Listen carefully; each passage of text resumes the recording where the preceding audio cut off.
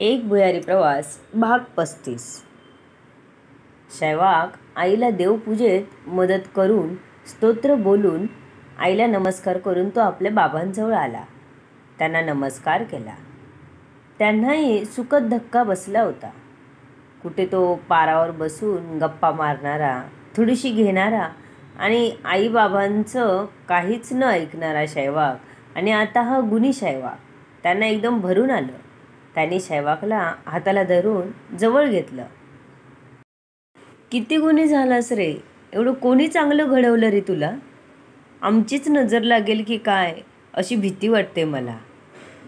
आता आम्ही तुला गमवू इच्छित नाही, तू असाच आमच्याजवळ राहा. बाबा एवढं बोलत होते पण कंठ दाटून आला होता. आता आम्हाला ह्या वयात दुरावा सहन होणार नाही. खूप कठीण होता रे तो काळ. दाटलेल्या कंठाने त्याचे बाबा बोलत होते. आज त्यालाही जाणवलं त्यांचं प्रेम.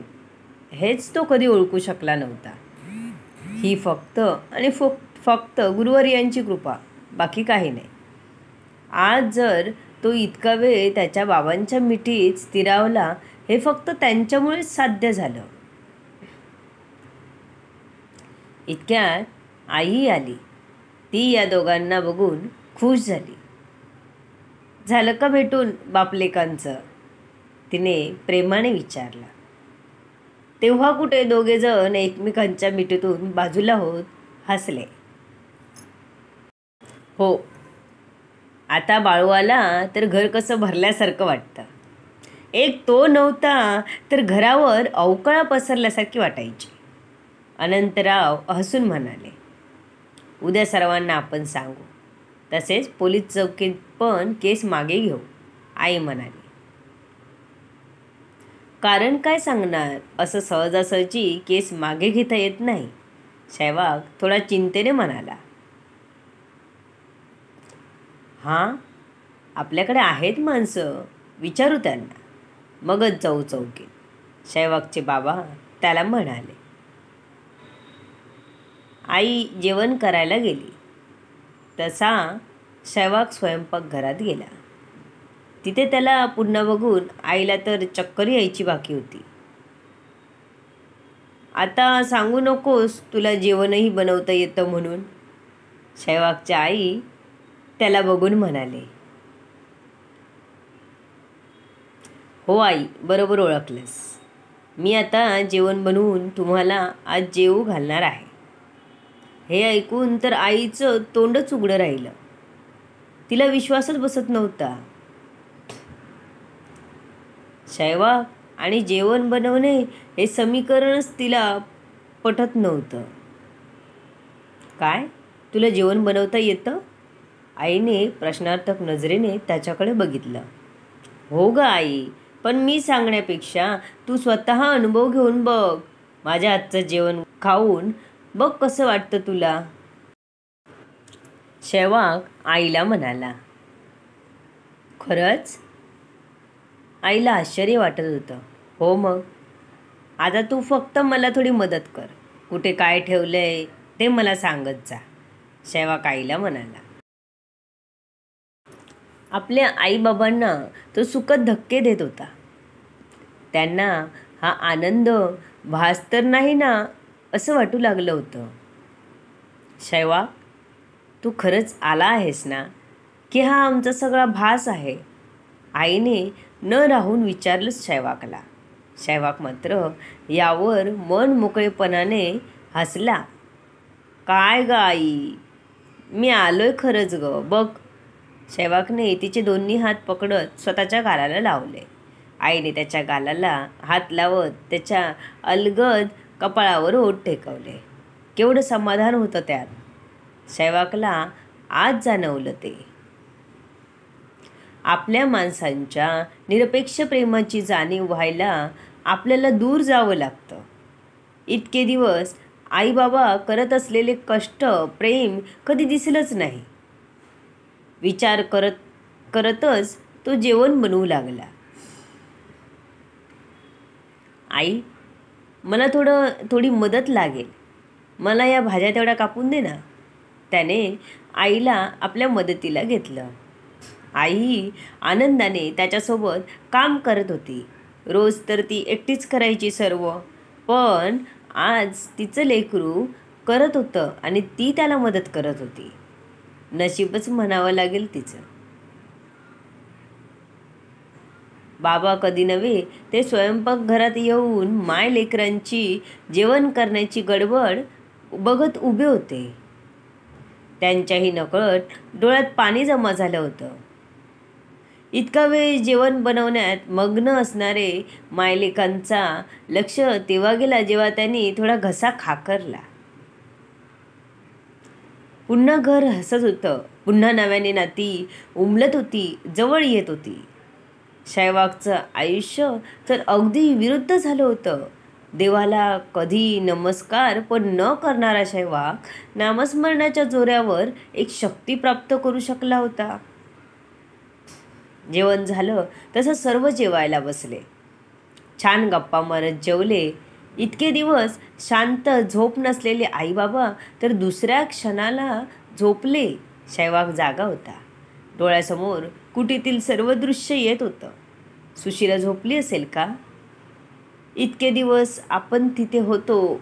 एक वेगळंच आयुष्य आपण तिथे जगलो. अनोळखी माणसं बघता बघता आपली झाली होती.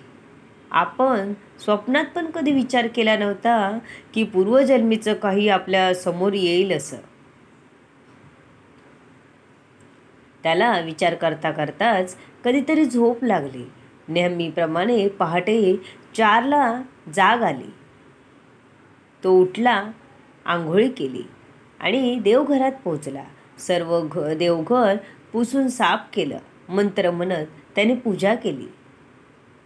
आयुष्यात सकाळी 10 वाजल्याशिवाय ज्याला जाग आली नाही त्याला पहाटे पहाटे उठून पूजा अर्चा करताना बघून आईला काय बोलावं सुचत नव्हतं. ती एक एक बघून आता भारावून गेली होती. किती बोलावं आणि काय काय बोलावं हेच कळत नव्हतं तिला.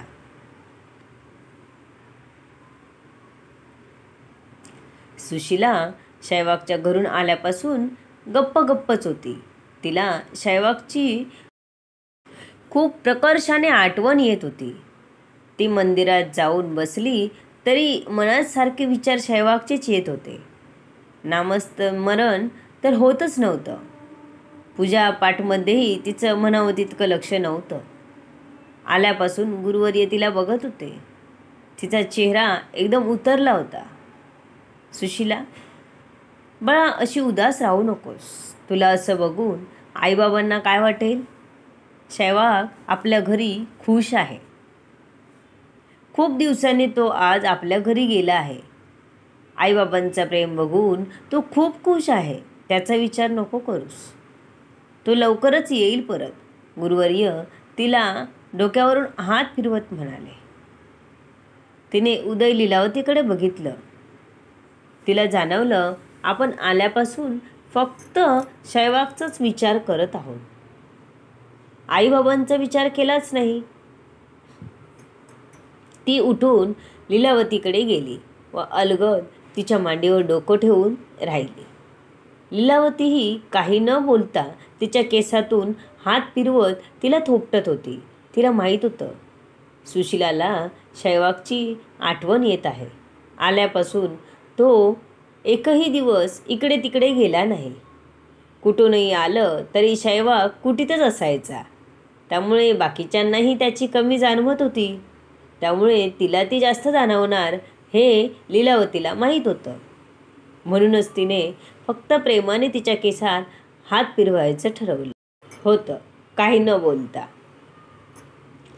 कितीतरी वेळ असं मांडीवर डोकं ठेवल्यावर तिला बरं वाटलं. रात्री मात्र तिला झोप लागत नव्हती. शैवाग झोपला असेल का? आपल्यासारखी त्यालाही आपली आठवण येत असेल का? तिच्या मनात विचार थैमान घालत होते. ती या कुशीवरून त्या कुशीवर होत होती सारखी. खूप उशिरा कधीतरी तिला झोप लागली. तिला सकाळी लवकर जाग आली नाही. लीलावतीने जेव्हा तिला उठवलं तेव्हा तिला जाग आली. झटपट सर्व आवरून तिने पूजा केली. त्यानंतर ती गुरुवर्यांकडे गेली. गुरुवर्य, मला बोलायचं होतं, तिने गुरुवर्यांसमोर जात विचारलं. गुरुवर्यांनी हातातील ग्रंथ बाजूला ठेवून तिला हाताने बसायची खूण केली. हां बोल, गुरुवर्य तिच्याकडे बघत म्हणाले. मीही शैवागसोबत त्याच्या घरी थांबली तर चालेल का?